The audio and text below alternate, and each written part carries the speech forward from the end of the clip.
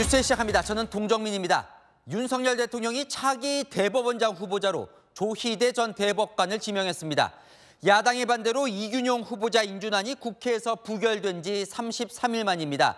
이 대통령실은 야당도 반대하지 않을 청렴하고 사회적 약자와 소수자 권리 보호에 앞장선 인물로 택했다는데요. 자, 이번에도 결국은 다수당인 민주당이 키를 쥐고 있습니다. 사법부 수장 후보자로 지명된 조 전 대법관, 어떤 인물인지 박자한 기자가 보도합니다. 윤석열 대통령은 오늘 보수 성향으로 분류되는 조희대 전 대법관을 새 대법원장 후보로 지명했습니다. 이균용 전 후보자 임명 동의안 국회 부결 이후 33일 만입니다. 법과 원칙이 바로선 합리적이고 공정한 판단력을 보여왔습니다. 또한 사회적 약자와 소수자의 권리 보호에도 앞장서 왔습니다. 조 후보자는 1957년 경북 경주 출생으로 판사에 임관한 뒤 2014년 박근혜 정부에서 대법관에 임명됐습니다. 대법관 재직 당시 양심적 병역 거부 사건에서 유죄 소신을 밝히는 등 반대 의견을 만인해 미스터 소수 의견이라는 별명을 얻기도 했습니다.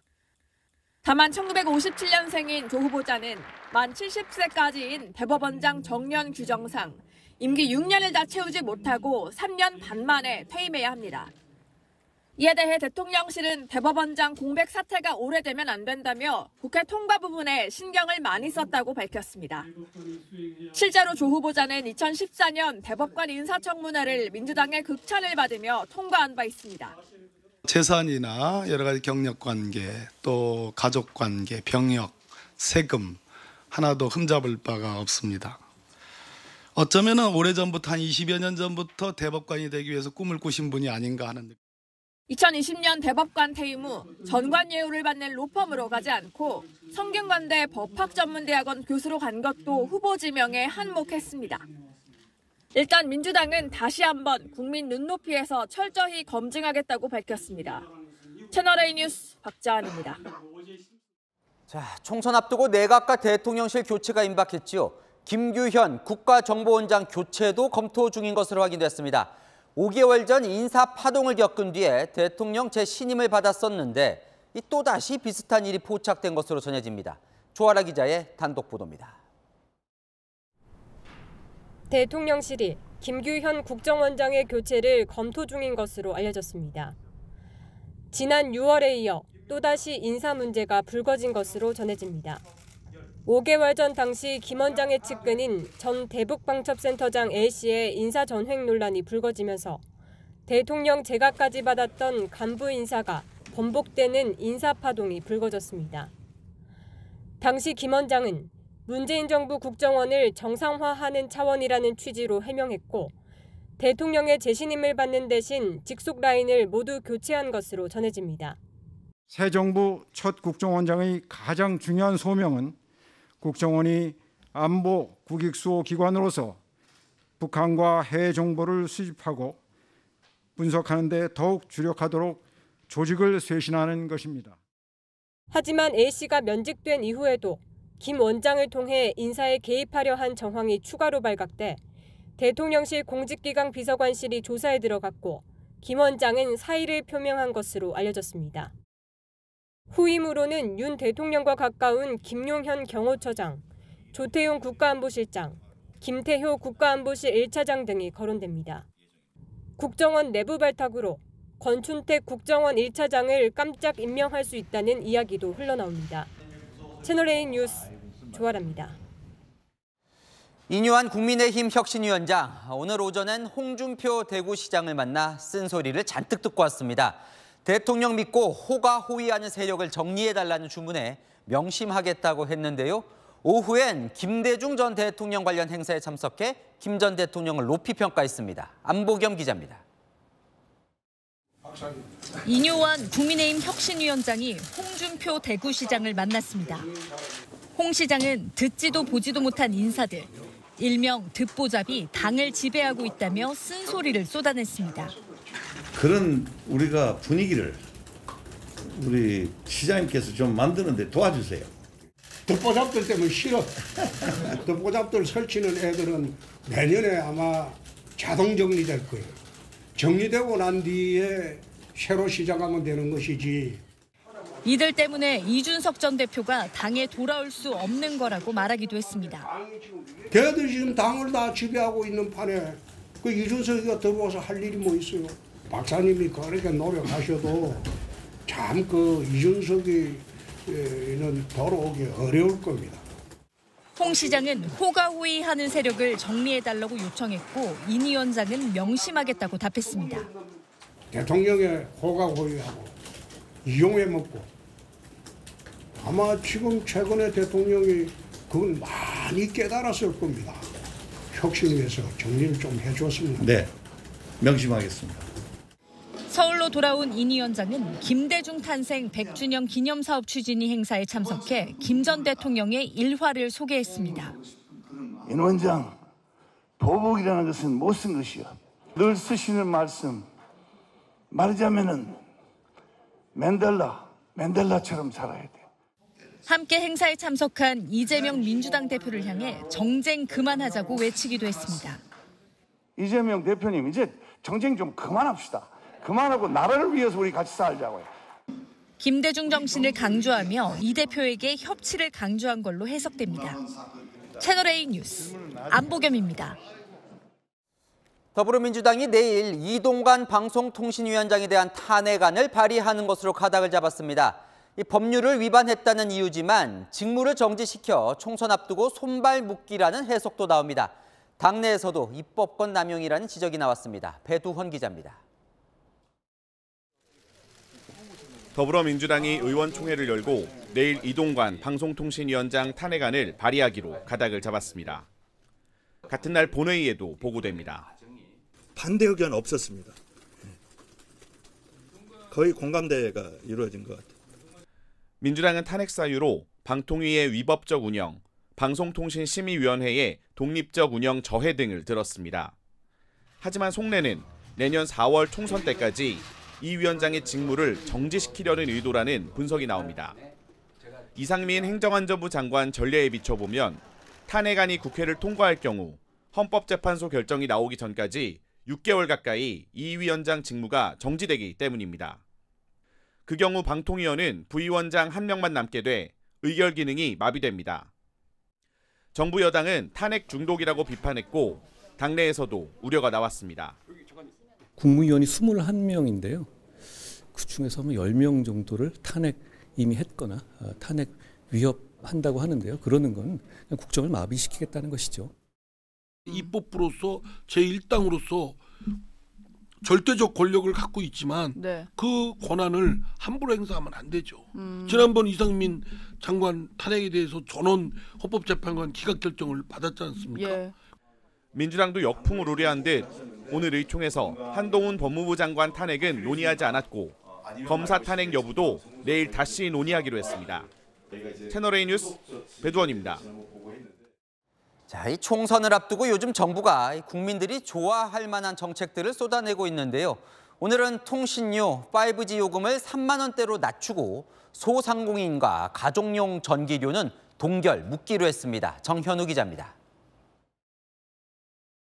옛날에는 한 5, 6만 원이면 됐었던 것 같은데 요즘에는 한 10만 원이 훌쩍 넘어가더라고요. 굳이 비싼 요금제 쓰면서까지 5 요금제를 하고 싶지 않았어요. 휴대전화 요금이 부담된다는 목소리가 커지면서 정부가 4개월 만에 통신비 절감 대책을 추가로 내놨습니다. 4만 원 중후반대인 5G 최저 구간 요금을 3만 원대까지 낮추고 5G 단말기로 5G뿐만 아니라 LTE 요금제도 가입할 수 있게 합니다. 5G가 LTE보다 월등히 빠르지 않은 현 상태에서 소비자들 선택폭은 넓어지고 요금 부담은 줄어들 것이란 반응이 나옵니다. LTE를 사용했을 때랑 뭔가 엄청난 속도가 차이가 있다? 이런 거는 체감이 되질 않고 있고 그것도 한번 고려해보면 할 것 같아요. 30에서 80만 원대 중저가 단말기도 내년 상반기까지 출시할 수 있도록 제조사와 협의 중입니다.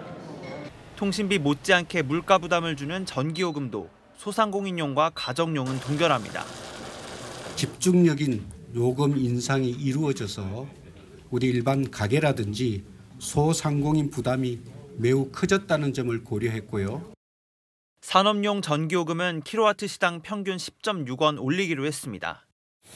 다만 영세기업 약 40만 호에 대해선 요금을 동결했고 대기업과 중견기업, 전기 사용량이 많은 일부 중소기업들의 전기요금이 올라갑니다. 가스요금도 마찬가지로 동결합니다.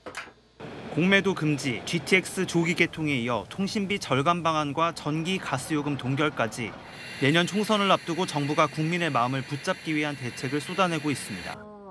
채널A 뉴스 정현우입니다. 자, 정부는 최근 고금리 시대에 은행들이 이자 장사로 큰 돈을 벌었다면서 상생에 동참하라고 압박하고 있죠. 자, 그러자 민주당은 한술 더 떠서 은행에 횡재세를 매기자고 들고 나왔습니다. 초과 이익은 세금으로 회수해서 공적으로 쓰자는 겁니다. 최수연 기자입니다. 민주당이 역대급 실적을 거두고 있는 은행권을 겨냥해 한국형 횡재세를 꺼내들었습니다.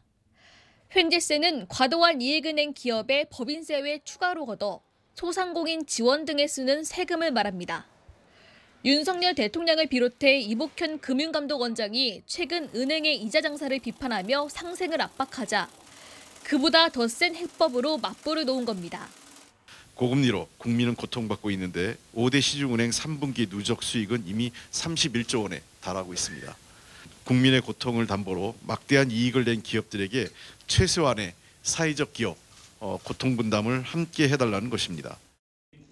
최근 여당이 드라이브를 걸고 있는 메가시티와 공매도 이슈, 그리고 은행권 비판 이슈까지 밀릴 수 없다는 위기감도 반영됐습니다. 민주당 관계자는 횡재세를 포함한 세법 이슈는 여당보다 선점할 것이라며 법인세법 개정안이 이미 국회에 계류 중인 만큼 속도를 낼 수 있다고 전했습니다. 국민의힘은 횡재세 도입엔 반대하고 있습니다. 국민의힘 관계자는 횡재의 기준이 애매하다며 막연하게 세금을 더 내라는 건 자유시장 경제 질서를 훼손하게 될 것이라고 지적했습니다. 은행권에서는 횡재세는 징벌적 성격이 강한데 그럴 정도인지는 의문이라는 볼멘 목소리가 나왔습니다. 채널A 뉴스 최순입니다. 네, 최근 여론조사를 보면 이 서울 강서구청장 보궐선거 이후 바닥을 찍고 국민의힘이 상승세를 보이고 있습니다. 그래도 조사마다 너무 추이가 달라서 저희 채널A 여론조사 팩트체크 시스템 폴A를 돌려보니 이 면접조사냐 AR 조사냐에 따라 명확히 갈렸습니다. 정확한 민심을 우현기 기자가 보여드립니다. 최근에 실시된 여론조사기관 두 곳의 이 정당 지지율을 살펴보겠습니다. 전화 면접 방식을 한 A기관 조사를 보면 국민의힘과 민주당 지지율은 오차 범위 내의 박빙입니다. 하지만 ARS 방식을 택한 B기관 조사에서는 민주당이 오차 범위 밖으로 국민의힘을 앞섰습니다. 채널A의 여론조사 팩트체크 시스템 폴A가 지난해 3월 이후 여심위에 등록된 750개 여론조사를 분석해 편차를 최대한 제거해보니 조사 방식에 따라 결과가 달랐습니다. 폴A가 233개의 전화 면접 조사를 분석한 결과 민주당 33.6%, 국민의힘 33.1%로 초박빙 상황이었습니다. 반면 484개 ARS 조사를 합쳐보니 민주당 42.9%, 국민의힘 37%로 민주당이 앞섰습니다. 전문가들은 사람이 묻는 전화 면접보다 기계음으로 하는 ARS 조사 때 민주당 지지율이 높은 이유를 이렇게 설명합니다.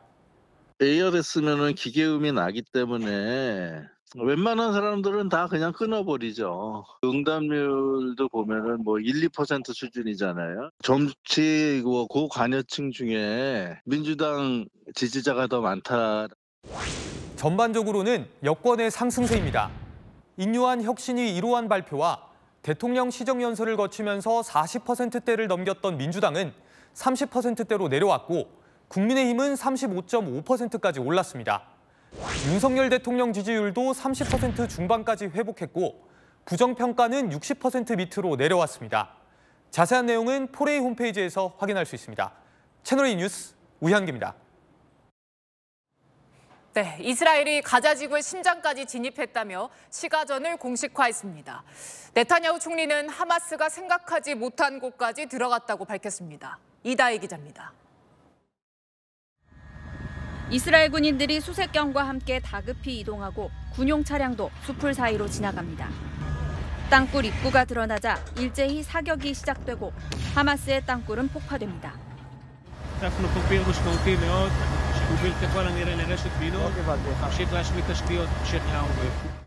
이스라엘군은 현재까지 14,000개가 넘는 목표물을 타격했고 땅굴 입구도 100개 이상 파괴했다고 밝혔습니다.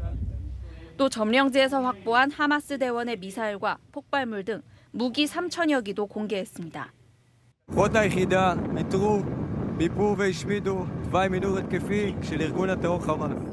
이스라엘군은 현지 시각 7일 수십 년 만에 처음으로 가자 지구의 심장부에서 하마스와 싸우고 있다며 현재 위치를 공개했습니다. החמאס מגלה שאנחנו מגיעים למקומות שהוא לא חשב שנגיע אליהם. 이와 함께 구호 물품을 실은 트럭이 가자 지구 쪽으로 향하는 모습을 공개하며 인도주의적 측면도 부각했습니다. 민간인 피해를 우려하는 국제사회의 압박을 의식한 것으로 해석됩니다. 네타냐후 총리는 피랍 인질들의 귀환과 구호 물품 진입을 위해 일시적 작전 중지를 고려할 수 있다면서도 휴전은 재차 거부했습니다. 채널A 뉴스 이다혜입니다. 가자지구 주민 70만 명은 피란길에 오른 것으로 알려졌습니다. 당나귀를 타고 탈출하는가 하면 혹시라도 공격받을까 살려달라는 백기를 들고 이동하고 있습니다. 권갑구 기자입니다. 의식 없는 아이가 모포로 감긴 채 구조되고 울부짖는 여성은 그 뒤를 쫓습니다. 가자지구 중심부 데이르 알 발라에 이스라엘군의 공습이 시작된 것은 현지 시각 어제 오후. 건물은 철근만 남은 채 무너졌고 잔해 속에서 생존자 수색이 처절하게 이어집니다. 남부 지역도 예외는 아닙니다. 공습을 받은 칸 유니스 건물들은 무너졌고 흙먼지에 뒤덮인 아이들은 병원으로 이송됩니다. 한 달 넘게 공습을 받은 가자지구 북부에선 전체 건물의 3분의 1 가까이가 파괴된 것으로 알려졌습니다. 주민들은 살아남기 위해 당나귀를 끌고 필사에 탈출에 나섰습니다. 피란 중에 공격을 받을 수 있어 주민들은 백기까지 들고 이동합니다. 총을 쏘지 말라며 두 손도 들고 걷습니다.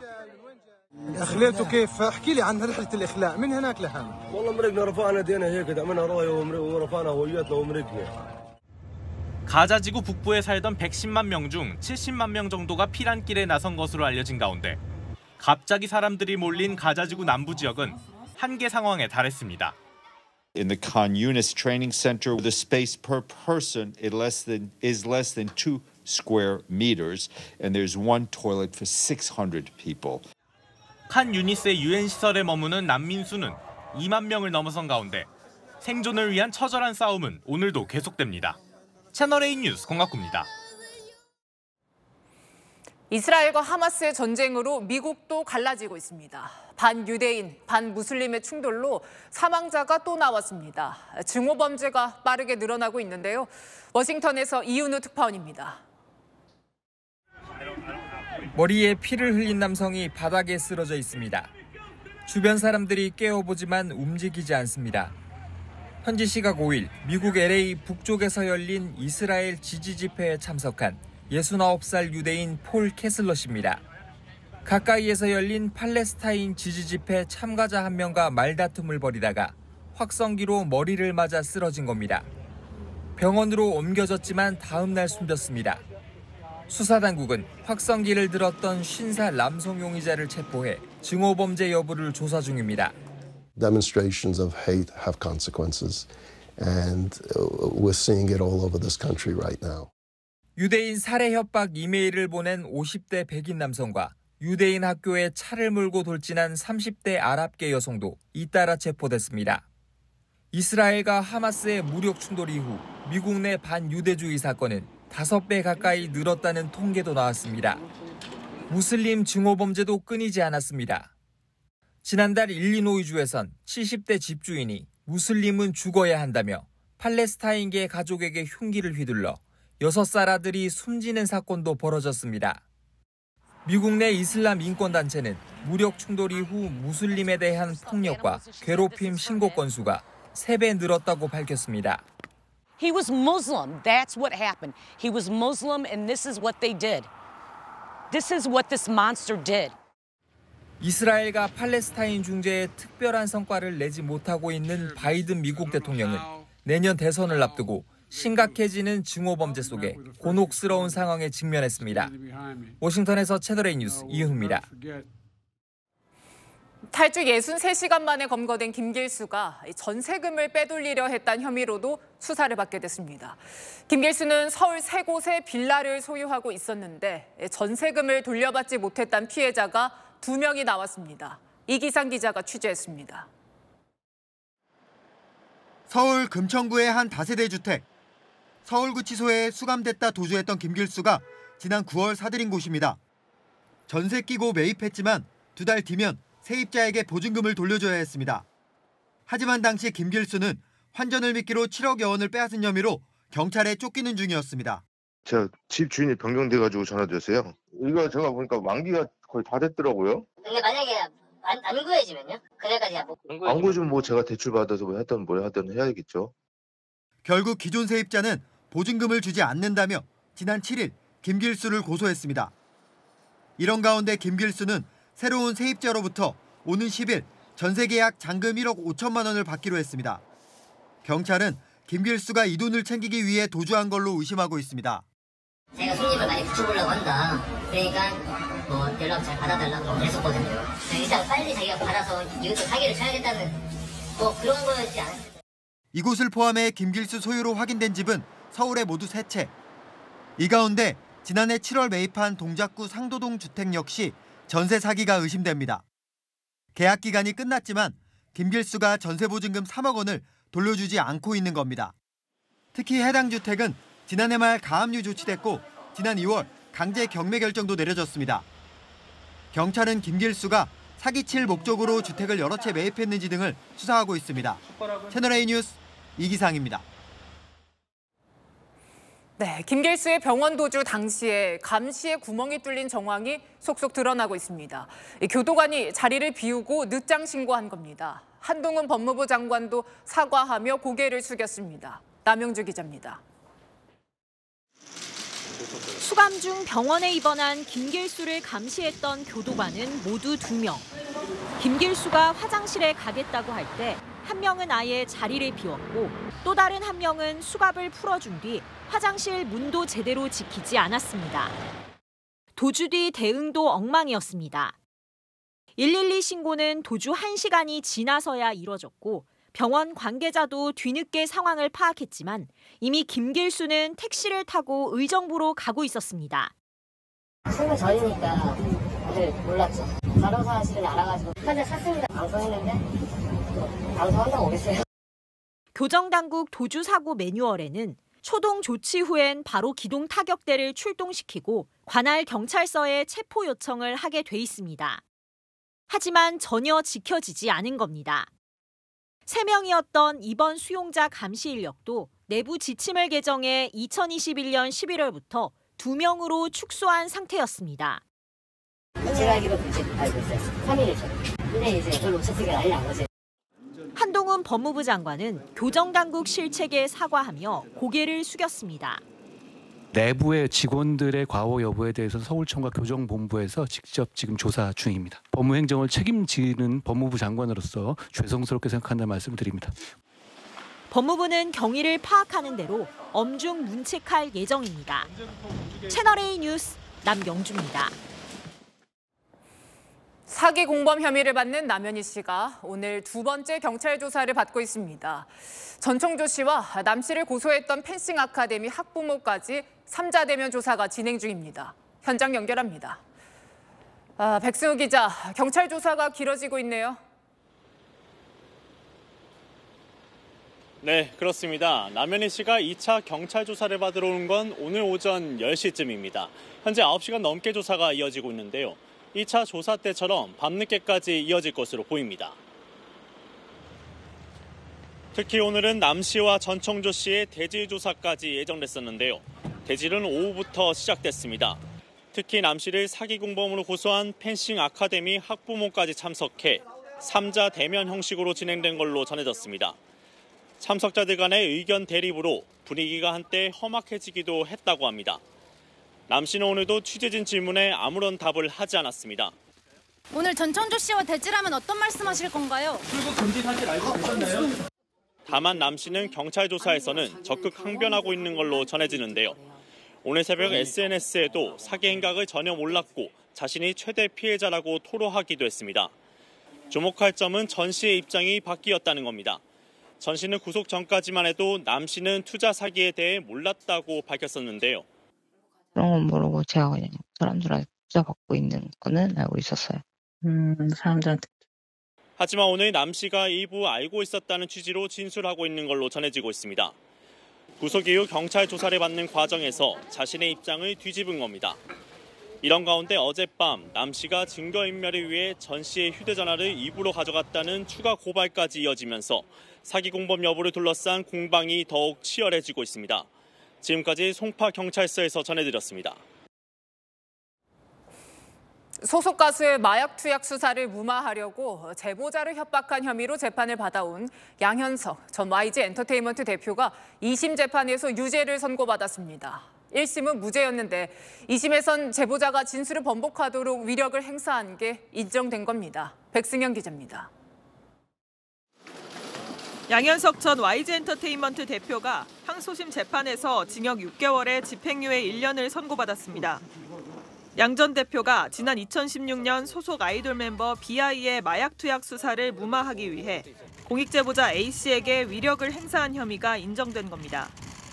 지난해 말 1심 재판부는 양 전 대표가 너 하나 죽이는 건 너무 쉽다고 말했다는 제보자의 진술을 믿기 어렵다며 협박 혐의에 대해 무죄 판결을 내렸습니다. 재판부의 판결에 깊은 존경과 감사의 말씀드립니다. 저는 이제 본연의 자리에서 최선의 노력을 다하도록 하겠습니다.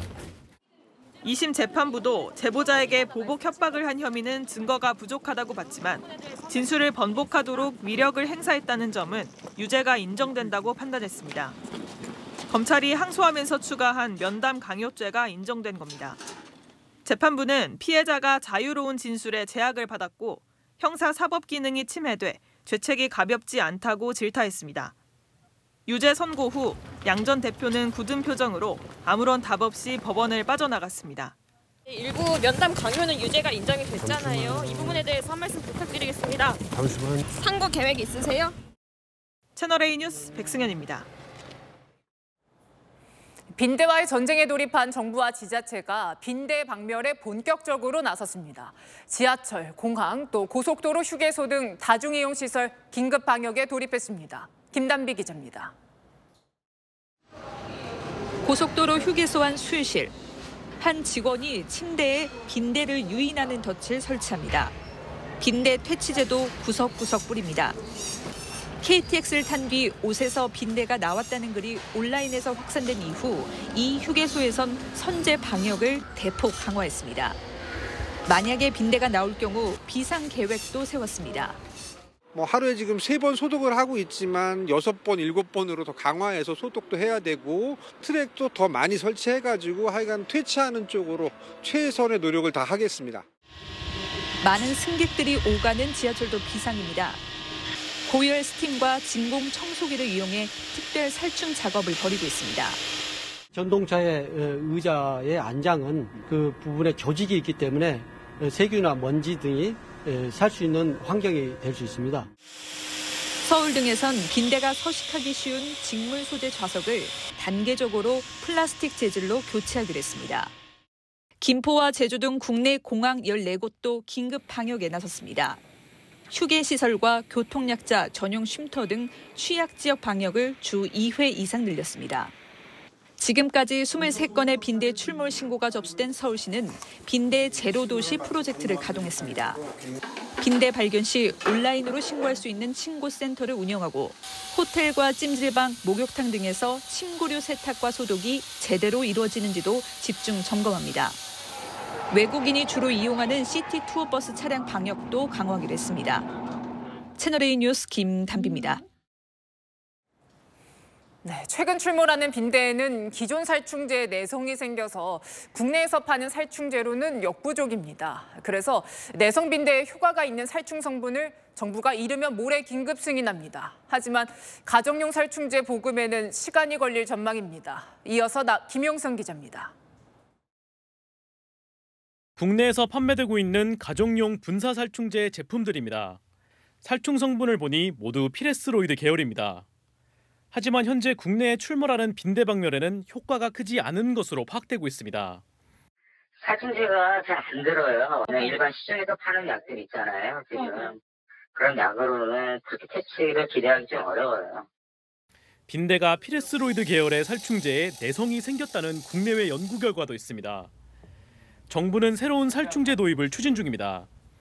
환경부는 이르면 모레 디노테퓨란 살충제를 빈대 방제용으로 긴급 승인할 예정입니다. 디노테퓨란은 네오니코티노이드 계열 살충제로 피레스로이드 계열의 내성이 있는 빈대에도 효과가 있는 것으로 알려졌습니다. 국내에선 농약 등 전문 방제 살충제로 이미 사용되고 있어 최소 안전성은 검증된 것으로 파악되고 있습니다. 다만 전문가용이어서 가정용으로도 보급할 수 있을지 적정 용량 등을 검증하는 데는 시간이 걸릴 전망입니다. 전문가들은 가정에서 빈대를 잡기 위해선 청소기, 스팀 등을 주로 이용하고 독성이 있는 살충제는 보완적으로 사용할 것을 권장합니다. 침실이고 실내이고 하기 때문에 최대한 물리적 방제. 그 다음에 이제 보완적으로 우리가 침대 프레임이나 이런 데 좁은 틈에는 환경부는 내일 살충제 전문 업체들과 간담회를 갖고 대응책 마련에 나섭니다. 채널A 뉴스 김용성입니다. 금은방 문을 부수고 귀금속을 훔쳐간 남성이 경찰에 붙잡혔습니다. 헬멧과 우의로 얼굴과 몸을 꽁꽁 싸매고 입간판으로 가리려는 치밀함은 보였지만 오래 도망가진 못했습니다. 김태우 기자입니다. 깜깜한 밤 인적이 끊긴 가게. 유리로 된 현관문 앞에 누군가 입간판을 갖다 놓습니다. 잠시 후 나타난 한 남성. 머리엔 헬멧을 쓰고 우의를 입고 있습니다. 챙겨온 가방과 망치를 바닥에 놓고 주변을 연신 살피더니 망치로 유리문을 부숩니다. 가게 안으로 들어와 귀금속을 훔친 뒤 유유히 밖으로 나갑니다. 범행을 마치는 데는 30초도 채 걸리지 않았습니다. 경기 부천의 한 금은방에 도둑이 든 건 어제 새벽 3시쯤. 골드바와 금팔찌 등 시가 1,500만 원 상당의 귀금속을 훔쳤습니다. 즉 샘플용으로 박스에다가 물 한 50도를 이게 담았어요. 그거를 지금 노리고 들어왔는데. 범행을 저지른 남성은 미리 준비한 오토바이를 타고 곧바로 도주했습니다. 사람들 시선을 피하기 위해 입간판으로 현관문을 가려놓고 헬멧과 우의로 신원을 감추는 치밀함을 보였습니다. 하지만 경찰의 추적은 피하지 못했습니다. CCTV 분석 등을 통해 범행 19시간 만에 도둑을 붙잡았습니다. 도둑은 40대 남성 A씨. 훔친 물건은 모두 사라진 뒤였습니다. 생활비가 모자라 범행을 저질렀다며 훔친 귀금속은 모두 팔았다고 주장하고 있습니다. 현재까진 A씨가 달아나다 흘린 팔찌 하나만 회수됐습니다. 경찰은 A씨에 대해 구속영장을 신청하고 훔친 물건들이 어디에 있는지 추적하고 있습니다. 채널A 뉴스 김태우입니다. 자, 2년 전 부산 부둣가에서 낚싯바늘에 검은 봉지가 하나 걸려 올라왔습니다. 그 속엔 마약 투약 주사기가 무더기로 들어있었죠. 해경이 끈질기게 추적한 끝에 마약 사범 21명을 붙잡았습니다. 배영진 기자입니다. 엘리베이터를 탄 여성. 연신 옷매무새를 가다듬고 머리를 정돈합니다. 영락 없는 여성처럼 보이지만 실상은 30대 남성입니다. 마약에 중독돼 운영하던 식당까지 그만둔 뒤 수사망이 접혀오자 검거를 피하려고 여장을 한 겁니다. 정부에서 받은 생활지원금을 마약 사는 데 써버린 기초생활수급자 4명도 최근 검거됐습니다. 아이고 어디 뭐 도망갑니까? 이들에게 마약을 공급한 건 조직폭력배 출신 A씨가 이끄는 마약 조직이었습니다. 태국이나 베트남 등 동남아 국가에서 국제 우편물로 소량의 마약을 반입하는 수법을 썼습니다. 하지만 2년 전 부산 한 부둣가에서 낚싯바늘에 걸려 올라온 비닐봉지 때문에 범죄 행각이 드러나게 됐습니다. 낚시객은 바닷속에서 검은 봉지를 건져 올렸습니다. 봉지 속에는 돌멩이와 함께 주사기들이 발견됐습니다. 해경은 주사기에 묻은 혈흔을 토대로 유전자 정보를 추적했습니다. 지난해 A씨 등 2명을 붙잡아 구속한 데 이어 올 2월과 3월 판매책 3명을 추가로 붙잡았습니다. 이들에게 마약을 사서 투약한 사람들까지 모두 21명을 검거해 이중 16명을 구속했습니다. 유통부터 시작해서 투약자들 검거를 이어왔고 가장 최상층에 있는 종책을 체포하기 위해서 지금 수사를 지속적으로 하고 있는 중입니다. 올해 적발된 마약류 사범은 지난 9월 기준 2만 230명입니다. 한 해 2만 명을 넘은 건 1990년 통계 작성 이후 처음입니다. 채널A 뉴스 배영진입니다. 자, 보시는 이 로봇, 사람 잡는 로봇이었습니다.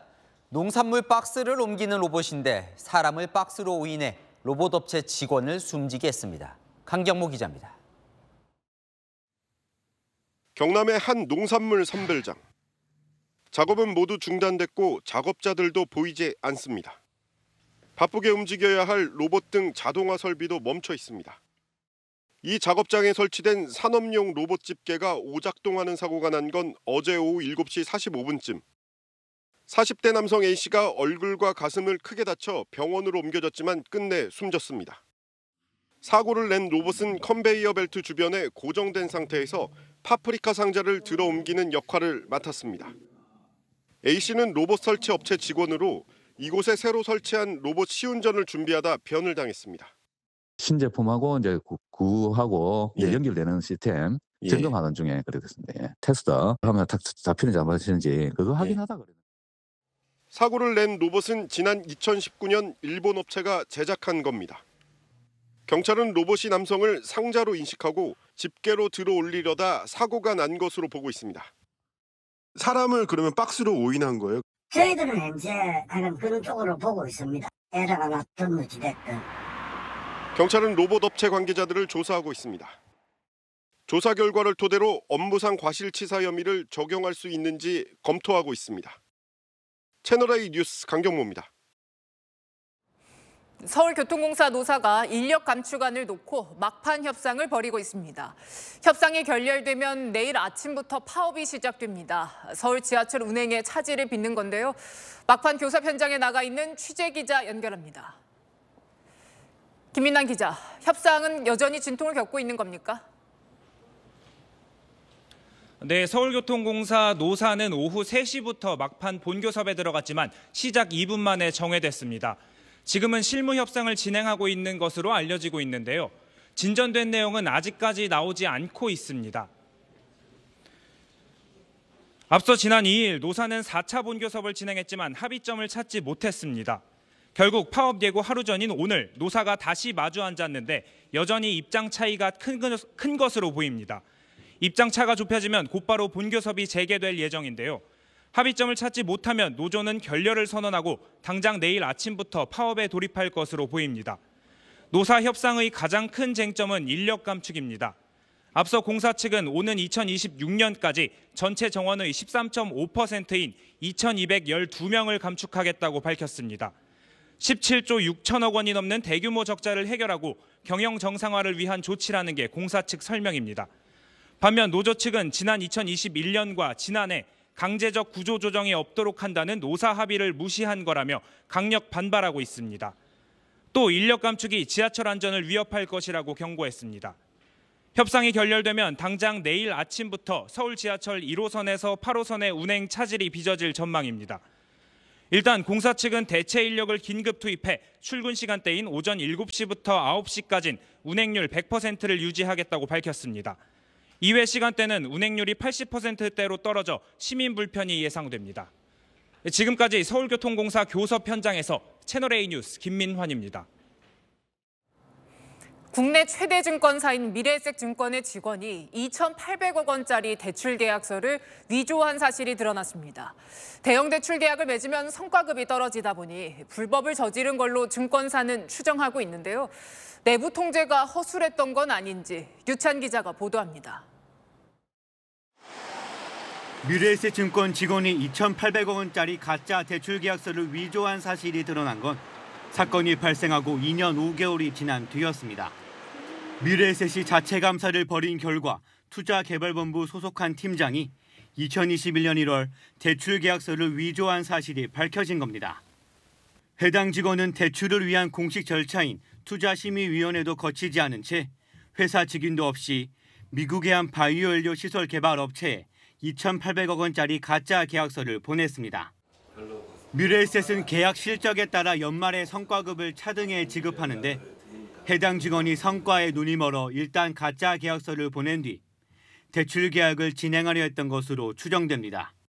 하지만 실제 대출은 이뤄지지 않았고 지난 7월 미국 업체는 피해를 봤다며 민간 중개업체를 통해 손해배상을 요구했습니다.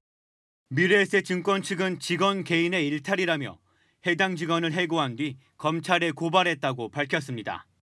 금융당국 관계자는 이 사안과 관련한 검사를 마쳤다며 회사와 해당 직원의 위법 사항이 확인되면 후속 조치를 진행하겠다고 밝혔습니다.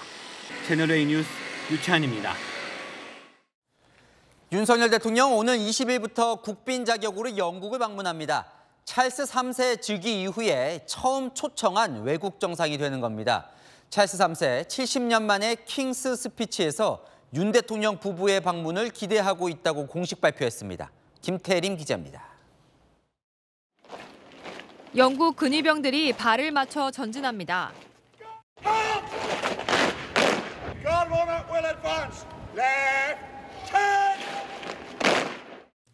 찰스 3세 국왕을 태우고 버킹엄 궁전을 나온 마차는 잠시 뒤 웨스트민스터 궁에 도착합니다. My lords, pray be seated. 현지 시각 어제 오전 영국 의회 개회식에서 주요 정책을 발표하는 연설인 킹스 스피치가 개최됐습니다. 찰스 3세 국왕 즉위 이후 첫 연설입니다. 선왕인 엘리자베스 여왕 재임 중에는 퀸스 스피치로 불렸기 때문에 조지 6세 이후 영국 의회에선 70년 만에 열린 킹스 스피치입니다. 21개의 법안 개요 설명과 가자지구 인도적 지원을 포함한 대외 정책 계획을 밝히던 국왕은 한국에 대해서도 언급합니다. I look forward to welcoming His Excellency the President of the Republic of Korea and Mrs. Kim Keon-hee for a state visit later this month. 윤 대통령은 한영 수교 140주년을 맞아 찰스 3세 국왕 초청을 받아 오는 20일부터 3박 4일 동안 영국을 방문합니다. 대관식 이후 국왕이 초청한 첫 국빈으로 즉위 직후 만난 남아공 대통령에 이어 두 번째입니다. 찰스 국왕의 대관식 이후 첫 국빈 초청을 받은 나라가 대한민국이라는 사실을 통해 영국이 우리나라를 글로벌 협력과 인태지역 협력의 중요한 파트너로 여기고 있음을 알 수 있습니다. 찰스 3세 국왕은 오늘 유럽 최대 한인타운인 뉴몰든도 방문합니다. 채널A 뉴스 김태림입니다. 윤석열 대통령 영국 가기 전에 다음 주 미국부터 갑니다. 에이펙 회의에 참석하는데요. 미국, 일본, 중국 정상이 총 출동할 것으로 보이는데 취임 후 두 번째 한중 정상회담이 추진 중입니다. 송찬욱 기자입니다. 윤석열 대통령이 오는 15일 아시아태평양 경제협력체 에이펙 정상회의 참석을 위해 미국 샌프란시스코를 방문합니다. 올해 마지막 다자회의 참석입니다. 이번 에이펙 정상회의 참석은 올해 숨가쁘게 전개된 글로벌 책임 외교의 방점을 찍는 기회가 될 것으로 기대됩니다. 에이펙 정상회의에 참석할 것으로 예상되는 시진핑 중국 국가주석과의 정상회담도 추진하고 있는 걸로 알려졌습니다. 윤 대통령과 시 주석은 1년 전인 지난해 11월 G20 정상회의를 계기로 첫 정상회담을 한 바 있습니다. 국제사회의 자유, 평화, 번영을 추구하는 데 있어 중국의 역할이 매우 중요합니다. 한국은 중국과 긴밀히 소통하면서 협력해 나가야 합니다. 정부 관계자는 한중 모두 정상 간 만남의 필요성은 인식하고 있다고 말했습니다. 한중 회담이 성사될 경우 북한과 러시아의 무기 거래에 대한 우려도 논의될 예정입니다. 주최국인 조 바이든 미 대통령과는 리셉션을 통해 만나고 기시다 후미오 일본 총리와의 별도 만남도 준비하는 걸로 전해졌습니다. 15일 미중 정상회담 개최도 최종 조율되고 있다고 일본 언론이 전했습니다. 채널A 뉴스 송찬욱입니다.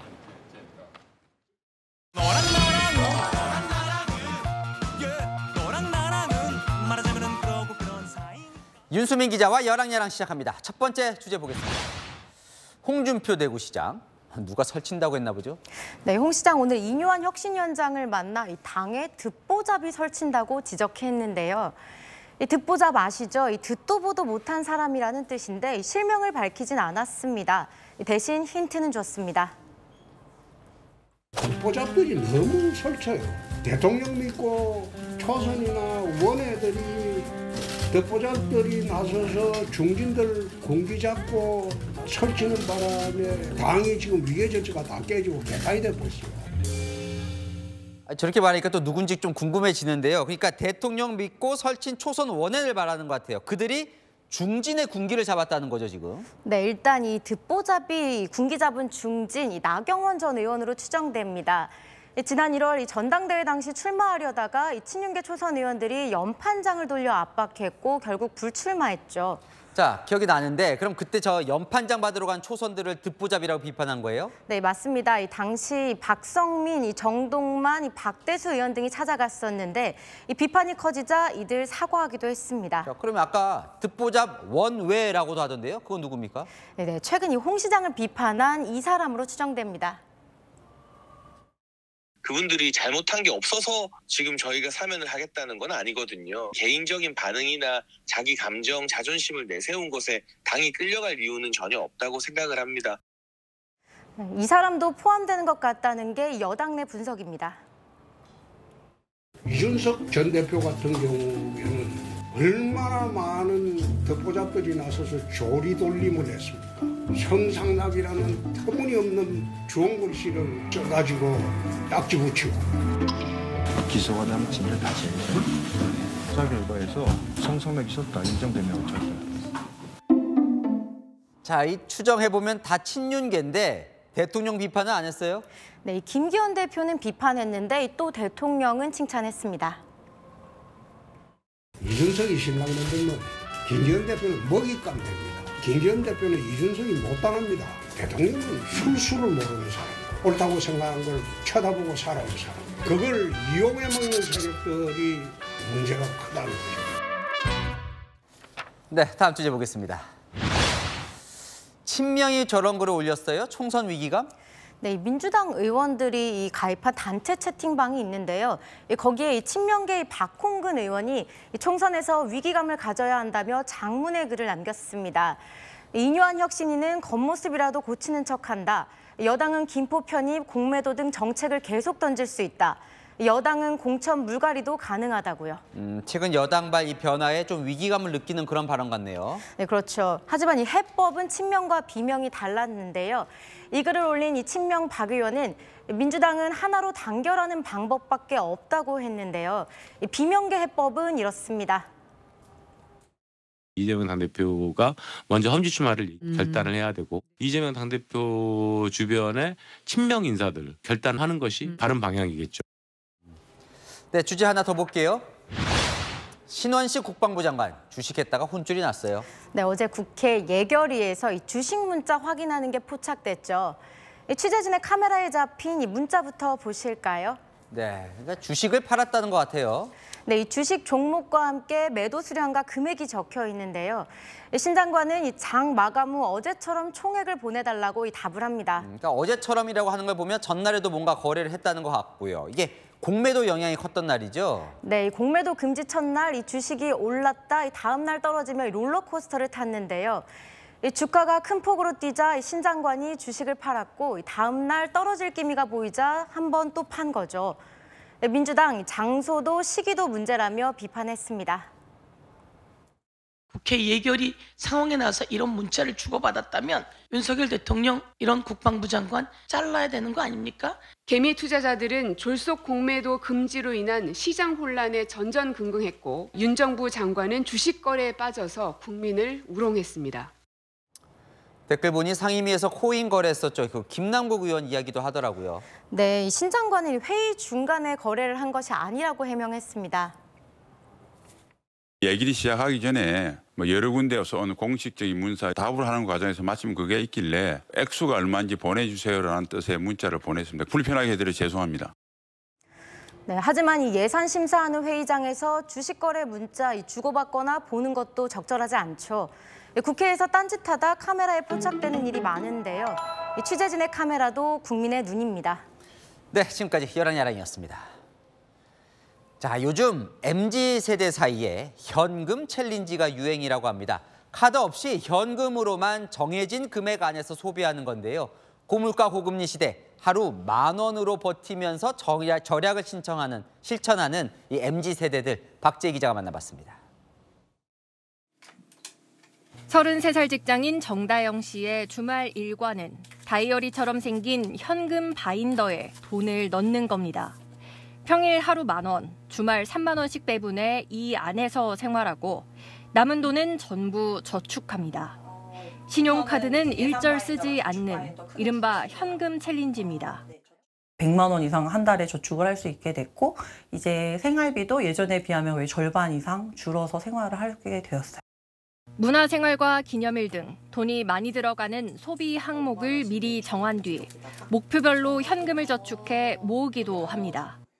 채워가는 기쁨, 저축의 기쁨을 저도 이제 직장 생활하고 월급 생활을 하면서 처음으로 좀 많이 느꼈던 것 같아요. MZ세대들은 자기의 현금 챌린지 성과를 SNS를 통해 공유하고 서로 응원하며 놀이처럼 즐깁니다.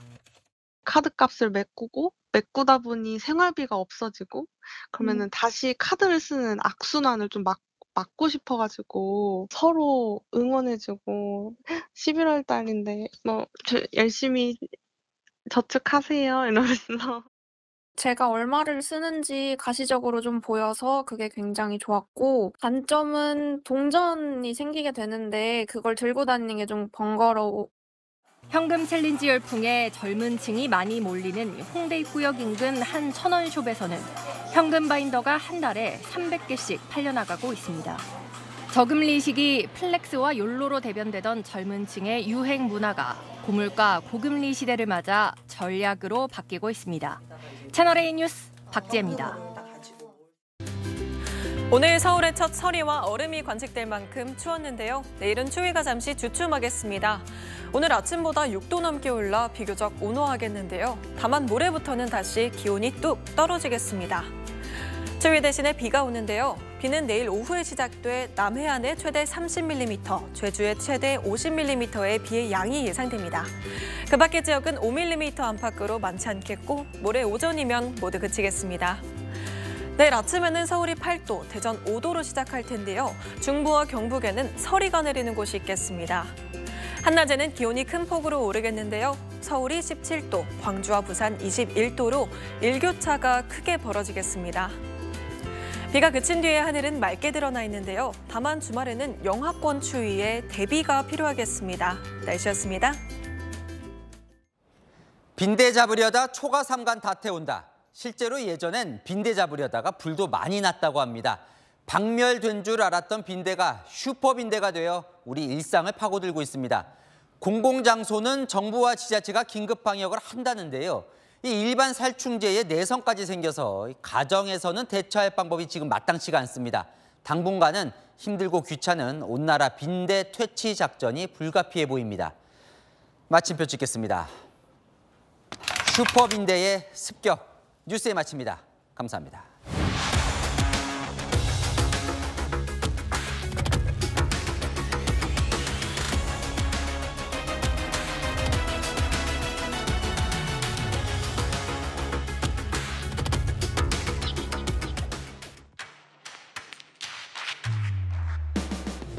당신의 아침을 여는 보이는 라디오, 정치 시그널. 시사 보도의 최강자, 김진의 돌직구쇼. 돌직구쇼의 연장전, 더 남아. 생생한 뉴스 현장을 전한다. 뉴스의 라이브. 시사 보도의 강력한 한방, 강력한 4팀. 오늘의 10가지 뉴스. 대한민국 대표 뉴스쇼, 뉴스 탑10. 오전 8시부터 하루를 함께하는 채널A 시사보도 9월 4일부터 출격!